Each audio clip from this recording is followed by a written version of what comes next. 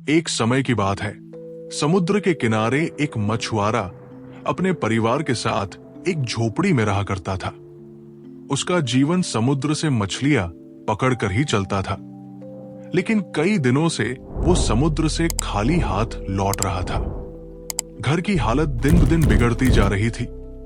चूल्हा ठंडा पड़ गया था और भूख ने घर की शांति को निगल लिया था। उसकी पत्नी, जो अब गरीबी और तंगहाली से तंग आ चुकी थी, एक दिन गुस्से में बोल पड़ी, अगर आज भी खाली हाथ लौटे तो घर वापस मत आना। ये बात उसके दिल में तीर की तरह उतर गई। वो चुपचाप अपनी पुरानी कश्ती लेकर समुद्र की ओर निकल पड़ा। समंदर शांत था, लेकिन उसके दिल में तूफान चल रहा था। जाल बार बार डाला, पर हर बार खाली ही निकला। दूसरी ओर पत्नी भी तंग आकर समुद्र किनारे जा बैठी थी। वो लहरों को घूरते हुए सोच रही थी, कब तक ये सब सहना होगा? या तो कुछ चमत्कार हो या सब खत्म कर दूं। तभी दूर से उसने एक नाव को आते देखा। उस पर सूरज की आखिरी किरणें पड़ रही थी। ये वही मछुआरा था, हाथ में जाल लिए लौट रहा था।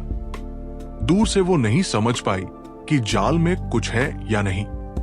जब वो साहिल पर पहुंचा और जाल खाली निकला, उसकी आंखों की मायूसी साफ झलक रही थी। वो कुछ बोले बिना सीधे घर चला गया। पत्नी भी उसके पीछे गुस्से में घर आई और ताने देते हुए बोली, पूरी बस्ती के जाल भरे हैं और तुम्हारा जाल हर रोज खाली क्यों रहता है? 20 दिन हो गए, अब तक एक मछली भी नहीं पकड़ सके। मछुआरे ने थके स्वर में कहा, मैं रोज कोशिश करता हूं, पर किस्मत साथ नहीं दे रही। कल जरूर कुछ अच्छा होगा। पत्नी ने जवाब में तीखे शब्द कहे, अगर कल भी जाल खाली रहा तो मैं हमेशा के लिए मायके चली जाऊंगी। मछुआरा कुछ नहीं बोला, बस इतना कहा, मुझे भूख लगी है, कुछ खाने को मिलेगा? पत्नी ने रोते हुए जवाब दिया, खाना कहां से लाऊं? तुम्हारे ही कारण भूखी बैठी हूं। या तो मायके जाओ या समंदर में कूद जाओ। मछुआरा चुपचाप घर से निकल गया। उसने कई घरों के दरवाजे खटखटाए, पर तानों और अपमान के अलावा कुछ नहीं मिला। आखिरकार वो थककर समुद्र किनारे बैठ गया और रोते हुए खुदा से सवाल किया, सबके जाल भरते हैं, मेरा ही क्यों खाली रहता है? मेरा कसूर क्या है? तभी एक बुजुर्ग व्यक्ति वहां से गुजरे। उन्होंने मछुआरे को देखा और पूछने लगे, बेटा सब ठीक है? यहां बैठना खतरे से खाली नहीं है। मछुआरे ने कांपती आवाज में कहा, कुछ खाने को मिलेगा? बुजुर्ग मुस्कुराए और बोले, इतनी सी बात है, रुको, मैं अभी आता हूं। थोड़ी देर बाद वे दाल, सब्जी और कुछ रोटियां लेकर लौटे। मछुआरे की आंखें नम हो गई। उसने खाना लेकर शुक्रिया कहा और घर लौट गया। पत्नी ने पहले ही खाना खा लिया था, मगर उसने फिर भी थाली की ओर हाथ बढ़ाया और अपने लिए 2 रोटियां और ज्यादातर सब्जी रख ली। मछुआरे ने कुछ नहीं कहा, एक रोटी और थोड़ी सी सब्जी से ही पेट भर लिया।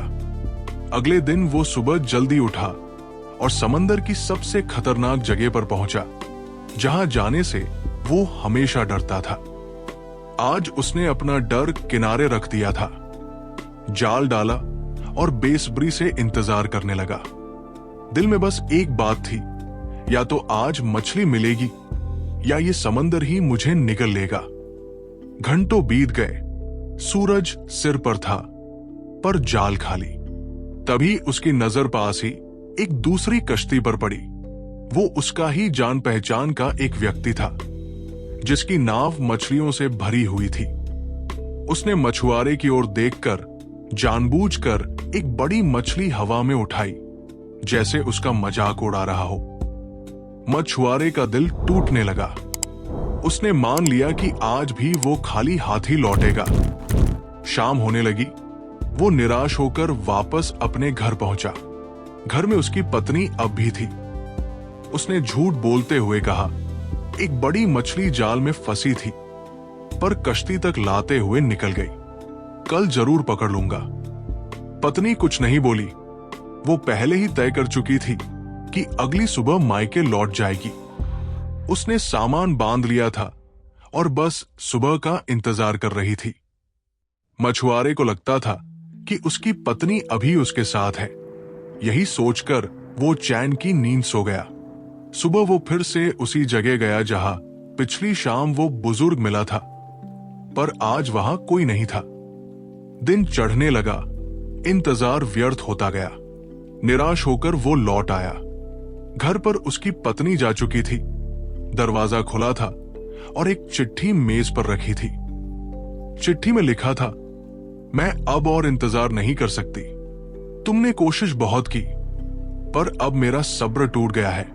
मुझे माफ करना। मछुआरा वो चिट्ठी हाथ में लिए चुपचाप बैठ गया। उसके चेहरे पर आंसू थे, लेकिन अब उनमें कोई शिकवा नहीं था। उसने धीरे से वो चिट्ठी बंद की, उठकर अपना जाल लिया और फिर से समंदर की ओर चल पड़ा, अपनी किस्मत को आखिरी बार आजमाने के लिए। अगर इस कहानी ने आपके दिल को छुआ हो, अगर आपको इसमें अपनी या किसी और की झलक मिली हो, तो इसे जरूर शेयर करें। आपके एक शेयर से किसी की सोच बदल सकती है। इस तरह की और भी इंसानी जज्बातों से जुड़ी, दिल को छू लेने वाली कहानियां सुनने के लिए हमारे चैनल को सब्सक्राइब करें। आपका सपोर्ट ही हमारी हिम्मत है। लाइक करें, कमेंट करें और जुड़े रहें उस आवाज से जो सच्चाई को शब्दों में ढालती है। धन्यवाद।